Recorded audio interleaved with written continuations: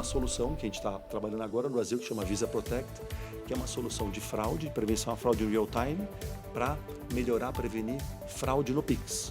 Então é um conjunto de APIs online, que a gente já tem essa solução rodando na Argentina, na Inglaterra, é um algoritmo que o banco, nosso parceiro, integra dentro do seu app e você consegue identificar a fraude antes dela acontecer. Então a gente está começando a fazer um piloto aqui no Brasil, agora nos próximos 2 ou 3 meses. A gente está trabalhando com o Banco Central muito próximo e com vários participantes em todas as fases do piloto do Drex. Antes do Drex até ter nome, antes ele ser chamada de real digital. E a gente está apoiando um dos nossos clientes, que é a XP, em 2 casos de uso nessa nova fase do piloto do Banco Central, para desenvolver esse mercado, porque a gente acredita muito que o mundo vai passar por economia tokenizada e blockchain e moedas digitais fazem parte desse futuro com certeza. Ainda tem uma dor no mercado brasileiro que é concessão de crédito. A concessão de crédito ainda é muito menor do que deveria ser, né? Tem muito brasileiro que não tem acesso a crédito como deveria ter. E eu acho que o Open Finance e o compartilhamento de dados, ele é uma ferramenta poderosíssima para melhorar ou dar mais condição das empresas darem crédito para as pessoas. Olá, sejam bem-vindos ao DC News Talks, o videocast da agência DC News, a agência de notícias da Associação Comercial de São Paulo. Hoje vamos falar de Visa, líder em tecnologia de meios de pagamento, presente em mais de 200 países. Primeiro, um contexto, a jornada da Visa. Começa em 1958, o ano em que o Bank of America lançou o primeiro programa de cartão de crédito para consumidores nos Estados Unidos. Em 74, a companhia expandiu internacionalmente. Em 75, introduziu o cartão de débito. Em 2007, empresas regionais do mundo fundiram-se para formar a Visa Inc. E em 2008, a empresa abriu seu capital em um dos maiores IPOs da história. Para falar de Visa, eu recebo o Fernando Amaral, que é vice-presidente de Soluções e Inovação da Visa do Brasil. Seja muito bem-vindo, Fernando. Muito obrigada pela sua presença. Eu que agradeço, Bruno. Um prazer estar aqui com vocês. Eu vou começar falando de números. Eu gosto de sempre começar dando um contexto de tamanho para dar força no que a gente está falando. Receita líquida no ano passado, 35,9 bilhões de dólares. Rede Visa processou 234 bilhões de transações no ano fiscal de 2024, sendo 639 milhões por dia. Vamos começar falando, então, de aceitação. Quantos estabelecimentos comerciais hoje aceitam o cartão Visa? Olha, Bruno, a gente tem mais de 150 milhões de estabelecimentos ao redor do mundo aceitando cartões Visa, que facilita a vida de todo mundo quando viaja e quando tem que comercializar ou comprar coisas. A Visa hoje tem quantos cartões emitidos? Um pouco mais de 4,5 bilhões de cartões. Eu queria chamar a atenção que, em termos de tokens, a gente já tem mais de 11 bilhões de tokens emitidos aqui no mundo inteiro. Vamos entrar no negócio. A Visa foi a primeira fintech do mundo? Foi. Engraçado porque foi um modelo de negócio absolutamente inovador, criado do nada, onde você conseguiu conectar o mundo inteiro numa rede de pagamentos para viabilizar transações financeiras e trocas de valor ao redor do mundo. Então, eu posso afirmar com certeza que ela tem esse DNA de startup, de fintech, e continua mantendo muito desse DNA até hoje. O seu setor, você lidera um setor que é inovação dentro dessa poderosa bandeira de cartão de crédito.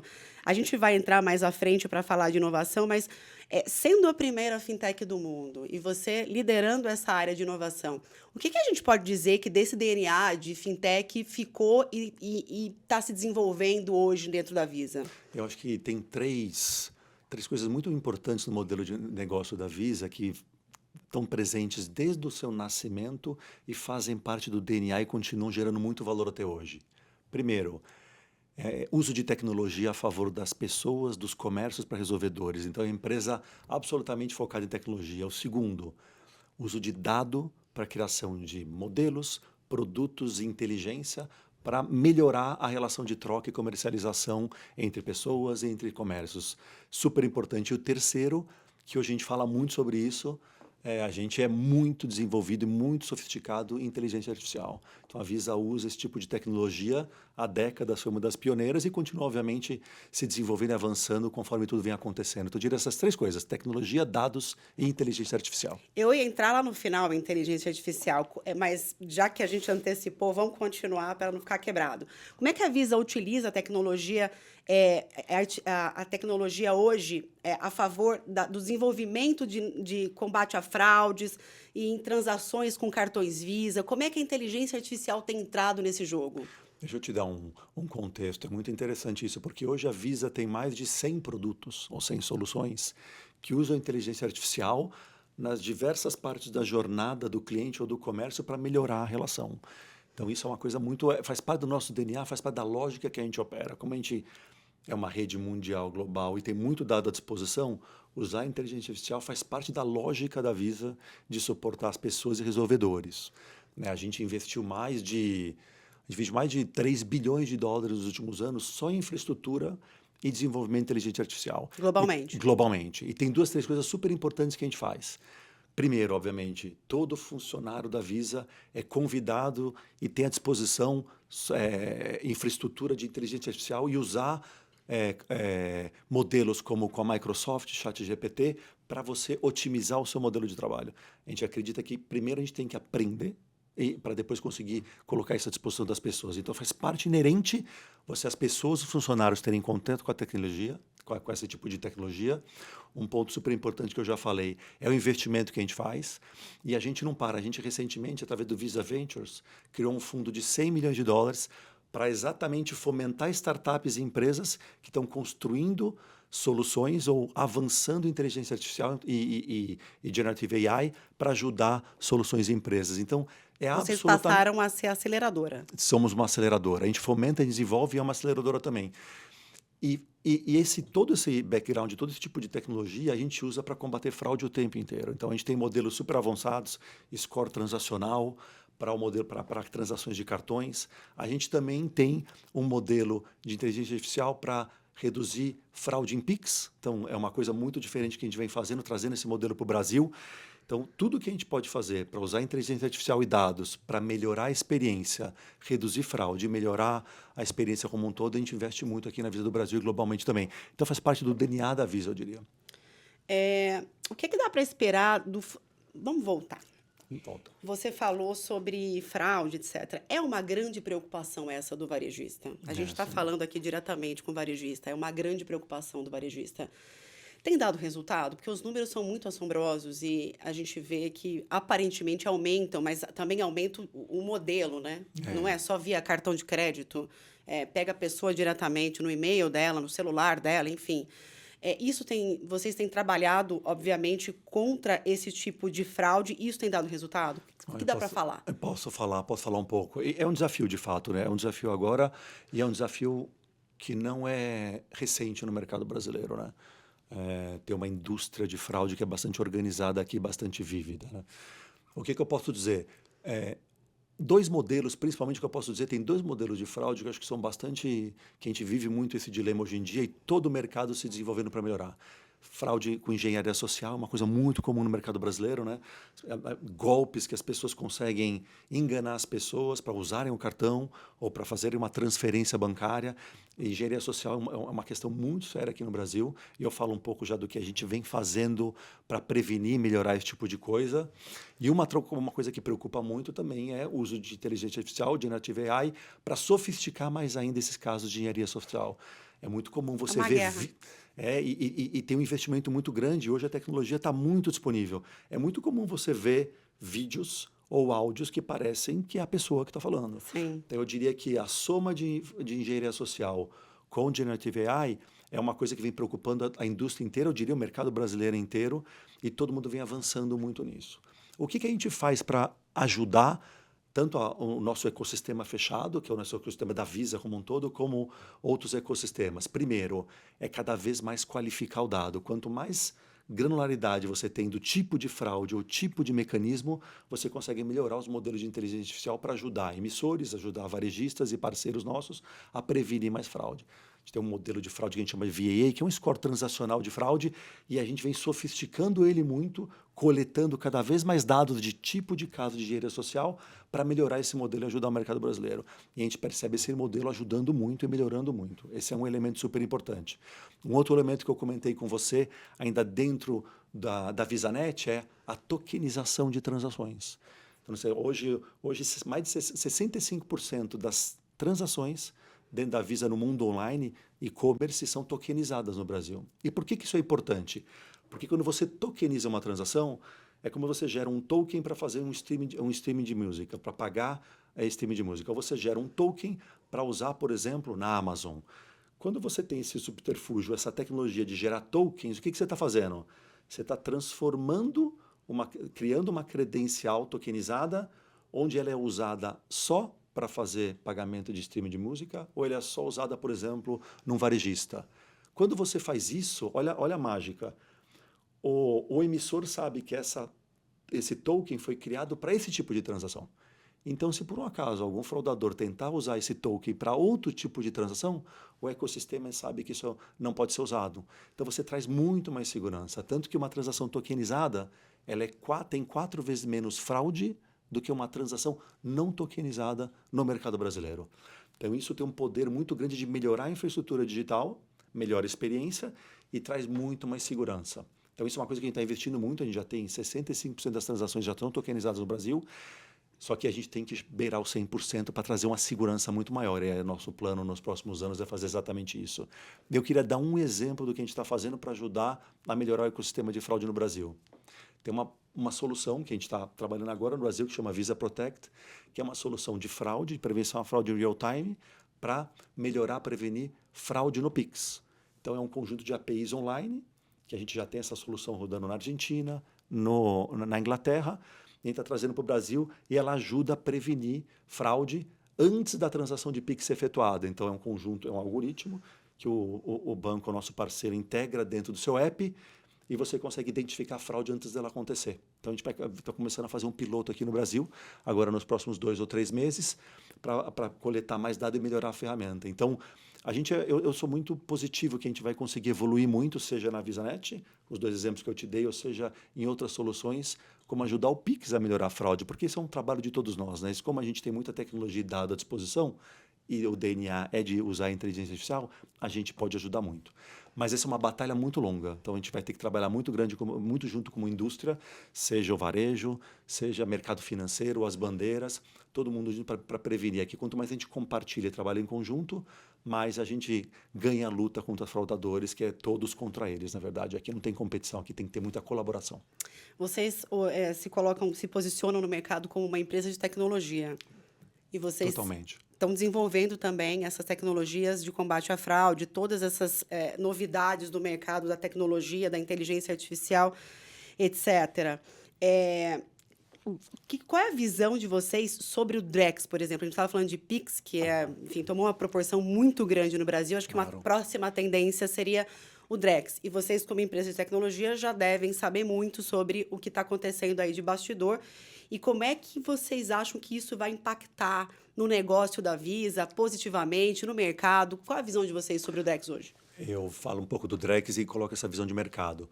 Primeiro, assim, a gente acredita muito em moedas digitais, né? A gente acredita muito no conceito. A gente acredita piamente que a economia será tokenizada. Então, a gente ainda tem muito trabalho para ser feito, mas a gente não tem dúvida que numa década e meia, grande parte da economia será tokenizada. E um dos grandes ativos para fazer esse movimento são, obviamente, moedas digitais, como no caso brasileiro, que a moeda digital é o Drex. A gente é muito otimista em relação a isso e a gente está trabalhando muito para ajudar o mercado e ajudar todo esse mercado a se desenvolver.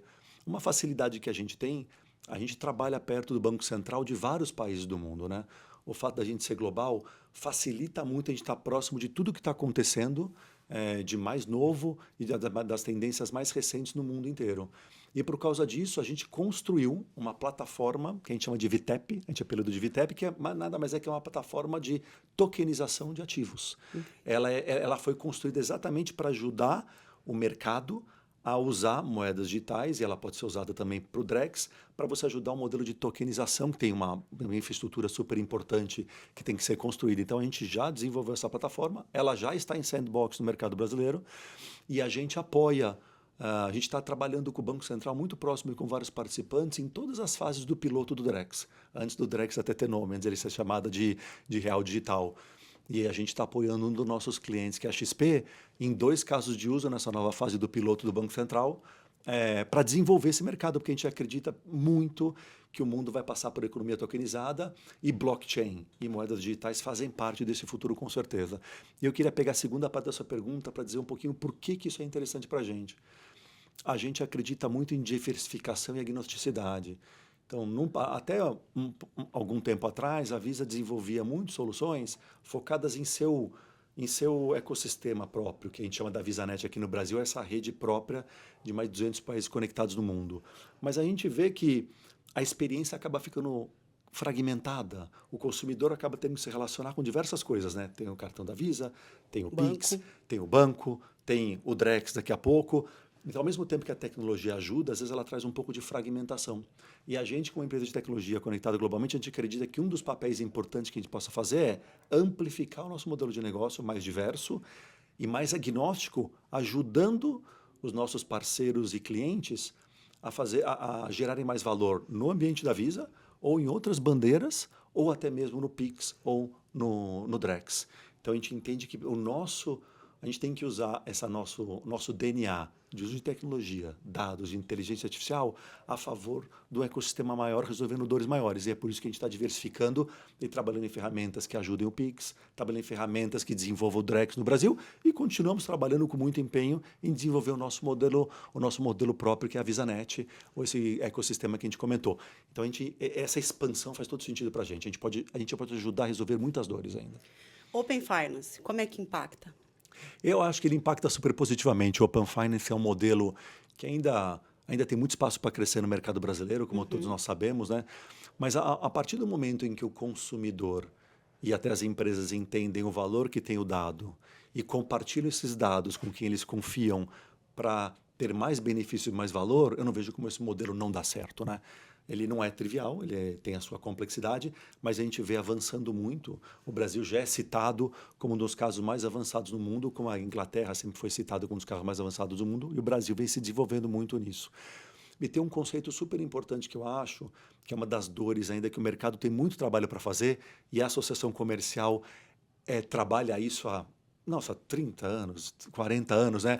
Eu tive contato com a associação comercial no começo da minha carreira, quando eu trabalhei muito tempo em crédito e era um parceiro que sempre nos ajudou muito.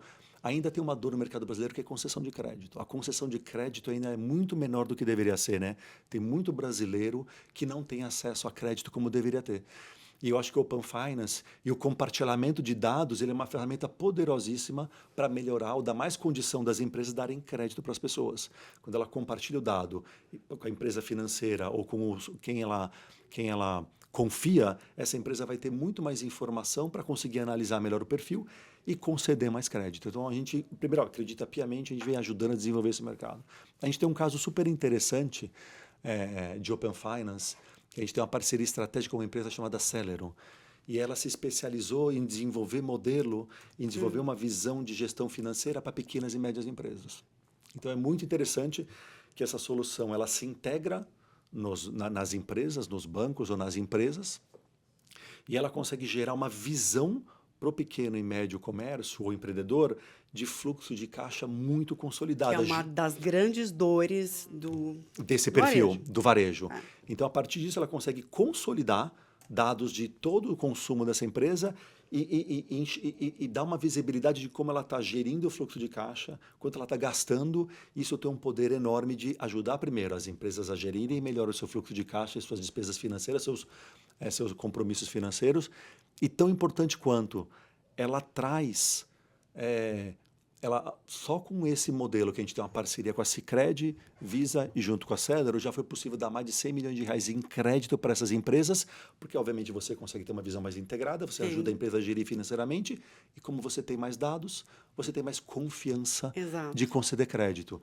Então, é um ecossistema que a gente acredita muito e vem desenvolvendo muito. Inclusive, esse case nosso ganhou premiação recentemente de Open Finance para pequenas e médias empresas, como um dos cases mais bem desenvolvidos no mercado brasileiro, porque de fato está começando a gerar resultado e resolver essa dor, né? Melhorar a gestão e fluxo de caixa e principalmente conceder mais crédito, que eu acho que esse talvez seja o grande benefício que o Open Finance vai trazer no tempo.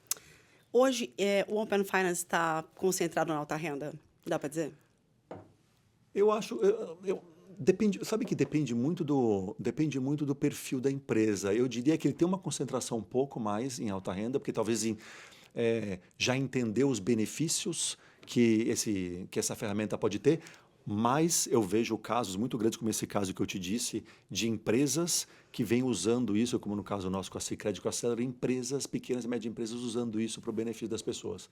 Mas eu acho que tem um trabalho muito grande de educação ainda, Bruna. Assim, Sim. é uma coisa muito recente. As pessoas são céticas sobre isso e E desconfiadas. desconfiadas, então você compartilhar todos os seus dados gera um certo receio, se bem que você pode optar pela empresa que você vai compartilhar, alguém que confie, mas eu acho que ainda tem muita educação, muito treinamento para ser feito, e mais do que isso, um trabalho do mercado de conseguir tangibilizar e mostrar melhor qual o benefício que essa pessoa vai ter compartilhando os dados dela.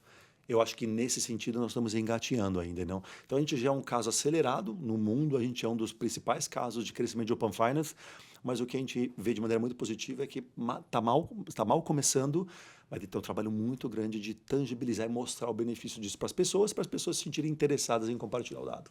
Então tem muito trabalho pela frente, sem dúvida.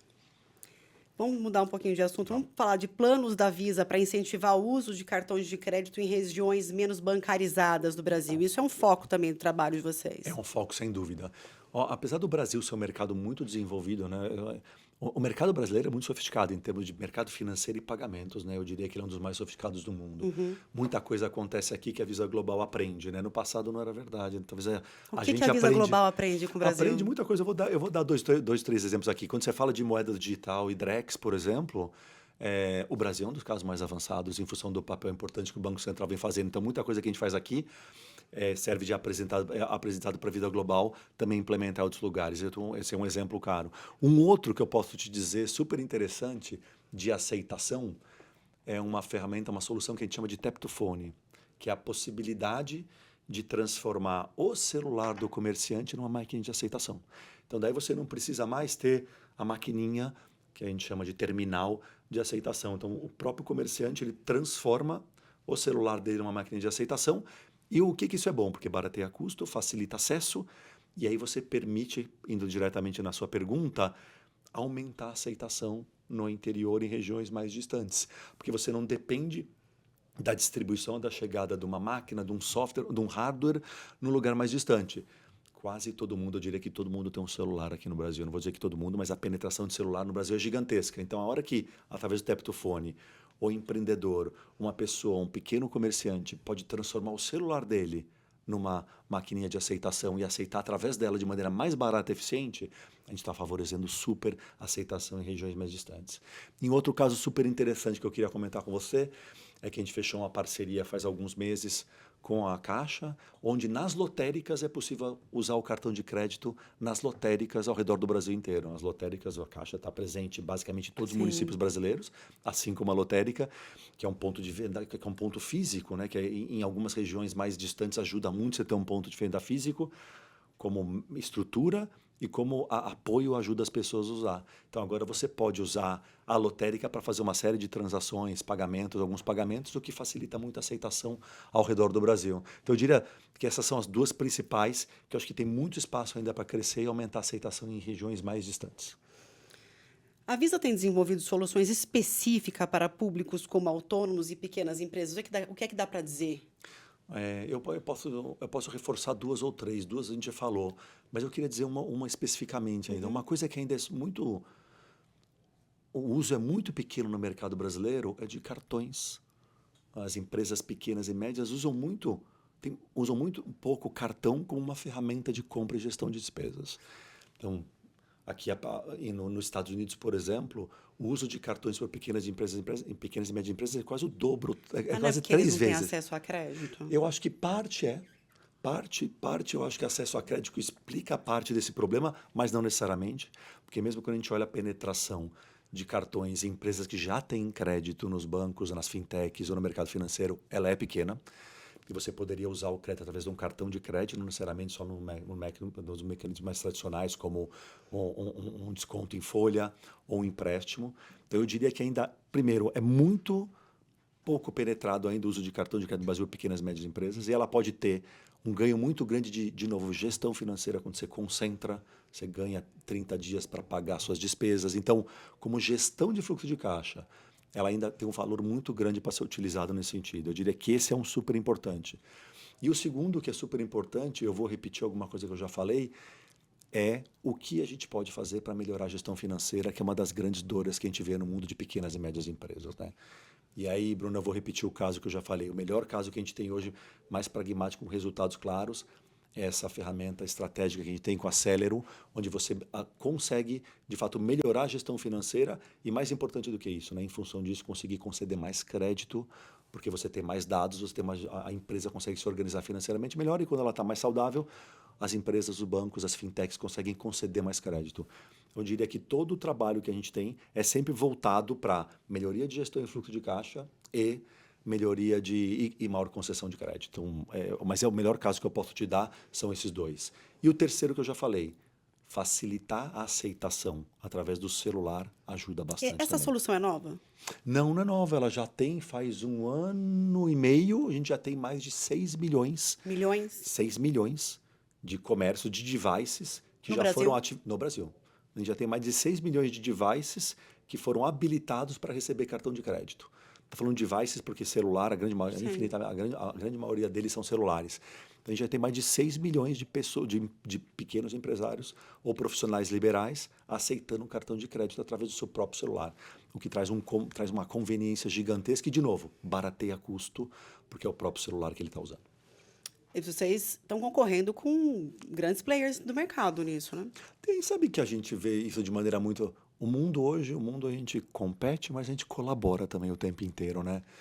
Então, é muito comum me fazerem a pergunta que o Pix é um concorrente nosso, né? Talvez seja uma das perguntas Ou mais que o comuns. Drex vai Ou que o Drex prejudicar vai a prejudicar operação. também de cartão.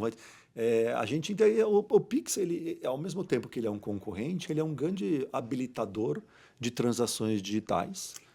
A bandeira precisa existir. O Pix não é uma ferramenta automática necessária. Não é automática. Ele é As complementar. pessoas, às vezes, elas têm a ideia de que eu passei no Pix, eu não preciso de nenhuma outra intermediária. É mentira isso. Não, na verdade, com o Pix, obviamente, com a construção toda que o Banco Central faz com o mercado financeiro, você pode usar o Pix, fazer uma compra, uma transação financeira tranquilamente. Mas o que a gente vê o mercado, eu sempre brinco que o mercado é muito grande. Mas o meio de pagamento está nessa operação do Pix, Do né? Pix, não. Tá, mas não as credenciais de cartão. As credenciais de cartão das bandeiras não estão. Então, o Pix, ele tem... outros meios de pagamento. Outro meio de pagamento, quando você usa uma credencial, aí você está usando as credenciais das bandeiras. Quando você usa um Pix, é um ecossistema todo fora da bandeira, né? Fora da bandeira. E é muito interessante. E a gente viveu aqui movimentos de digitalização no mercado brasileiro.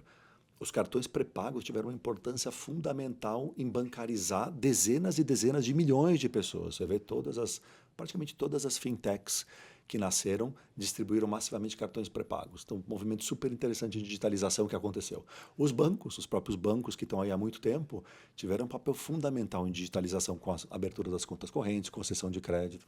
O Pix tem um papel super recente agora também, super importante em digitalização também e bancarização das pessoas. Então, eu diria, o ecossistema, a força de tudo isso em conjunto é gigantesca.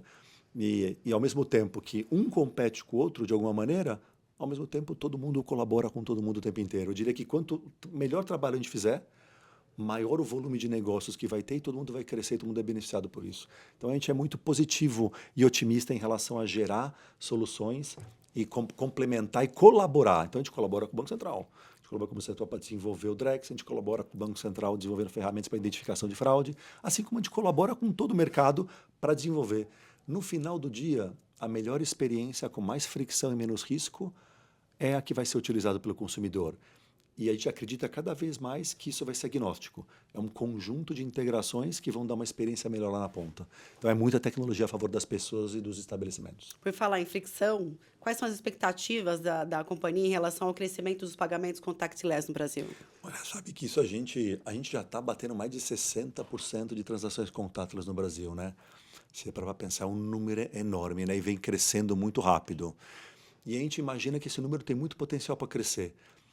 principalmente, primeiro tem um trabalho orgânico ainda, né? Ainda tem cartões que não têm o contactless ainda, tem uma substituição de infraestrutura grande acontecendo, então só isso naturalmente vai fazer crescer. A gente bastante nos próximos anos, mas tem um caso de uso que eu sou apaixonado. Eu gosto muito do caso de mobilidade urbana. Se você parar para pensar, os cartões ainda são pouco usados no Brasil, de maneira nacional, para usar em transporte público, para você ir no metrô, para você ir no ônibus, para você ir em barcas, em trens. Então, essa é uma modalidade que eu diria que vem crescendo muito nos últimos 2, 3 anos, e ela vai explodir nos próximos 3 ou 4 anos. A Visa foi a primeira empresa a habilitar, junto com alguns parceiros, a aceitação de cartões no metrô do Rio de Janeiro. Isso aconteceu lá em 2019, 2020. E a experiência é maravilhosa, porque você só dá um tap na catraca e você já passa. É né? impensável não ter esse meio de pagamento. É impensável, né? Mas ainda é muito pouco difundido. No Rio de Janeiro, um dos mercados mais avançados, uma das cidades mais avançadas. E a gente vê trabalhos muito interessantes acontecendo. A MTU aqui no Brasil já está aceitando cartão de crédito, o volume é super grande, esses ônibus intermunicipais, né? Trabalho muito grande. E tem várias praças, e a gente participa de vários projetos com várias praças, menores ou maiores, habilitando cartão de crédito ou cartão de débito para fazer transações com Tetris na mobilidade urbana. Porque tem que ser uma transação muito rápida, né? Você vai pensar, você tem 1 segundo, senão você prejudica a mobilidade das pessoas e prejudica a operação desses modais. Então, eu não tenho dúvida que o contato ainda tem um espaço muito grande para crescer, porque transações de mobilidade urbana no mercado brasileiro vai explodir nos próximos 3 ou 4, 5 anos, porque a gente está vendo esse movimento, todos os operadores se movimentando para disponibilizar, porque ela é uma transação muito rápida e muito segura. Então vai crescer bastante ainda. Sistema de recompensas é uma tendência que não tem como voltar atrás. Como é que isso está evoluindo para atrair mais consumidores a utilizar aí o cartão Visa? Sabe que eu vou dizer que o programa de recompensa não é uma tendência, ele é uma verdade há talvez 1,5 décadas, 2 décadas, né? O mercado brasileiro se desenvolveu muito em programa de recompensa, né? Criando empresas que cuidam, que foram criadas só para trabalhar em pontos, né? Várias delas, a gente conhece várias delas, né? Então, o mercado brasileiro é muito desenvolvido no mecanismo de recompensa, primeiro ponto. Segundo, ele é uma ferramenta muito difundida, você vê o mercado inteiro, seja o varejo, seja o mercado financeiro, usando recompensa para fidelizar e trazer principalidade, que é uma palavra super importante hoje em dia, né? Concentrar gastos, concentrar e ser mais fiel. Então, o mercado ele usa essas ferramentas de maneira muito frequente, muito habitual, mas, ao mesmo tempo, concordando com você, tem muito espaço para se desenvolver. A Visa, a gente tem plataformas de loyalty que a gente suporta vários clientes trabalhando ferramentas de loyalty e cashback. Cashback é uma coisa, para pensar, o que se desenvolveu muito nos últimos anos, nos últimos 5 anos, cashback se desenvolveu de maneira muito importante, não era comum no mercado brasileiro.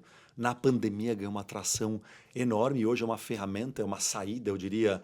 A gente sempre teve muito ponto, sempre teve bastante desconto e cashback virou uma verdade no mercado brasileiro nos 4, 5 anos. Né?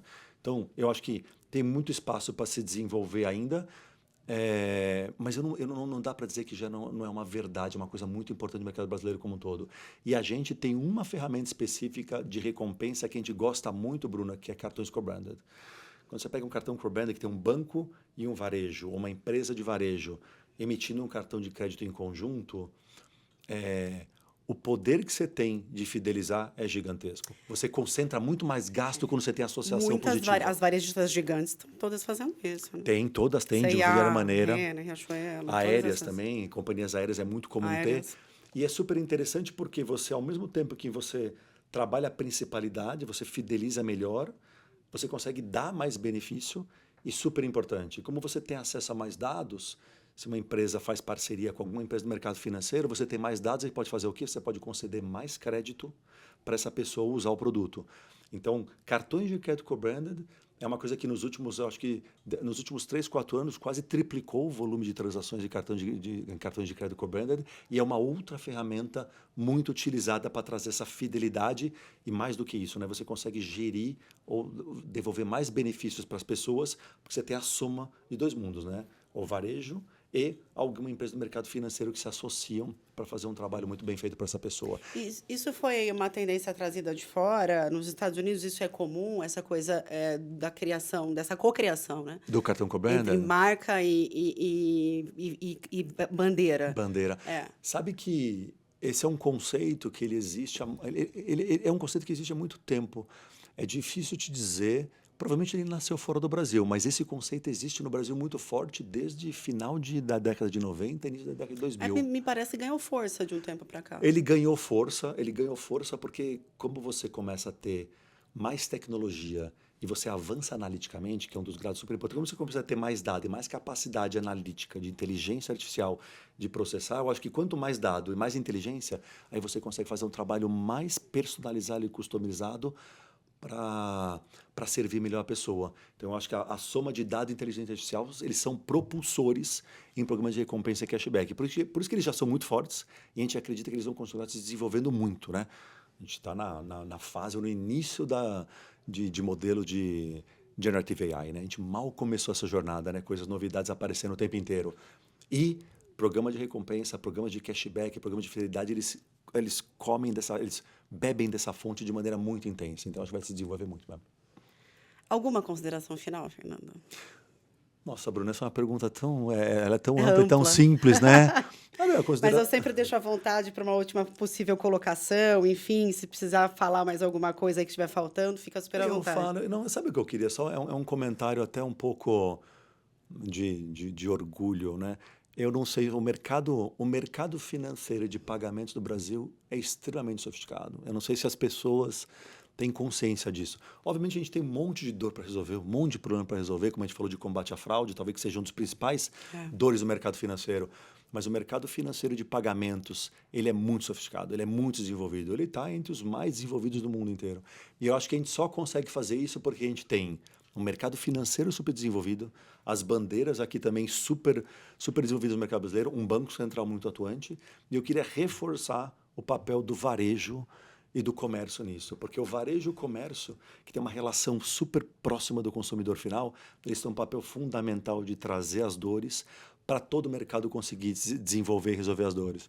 Então, meu comentário final é: eu tenho muito orgulho de participar desse movimento inteiro. Eu estou no mercado já faz bastante tempo. E o comércio tem um papel super fundamental em trazer essa perspectiva do lojista, né, as entidades do comércio, e do consumidor final para desenvolver negócios e serviços que atendam dores e resolvam dores relevantes. Muito obrigada pela sua presença, Fernando. Obrigado a você, Bruna. Foi um prazer visitar vocês aqui no centro de São Paulo, que fazia um tempo que eu não vim aqui. Muito bem-vindo sempre. Obrigado. Esse foi Fernando Amaral, ele que é o vice-presidente de Soluções e Inovação da Visa no Brasil. Obrigada pela audiência e até o próximo programa.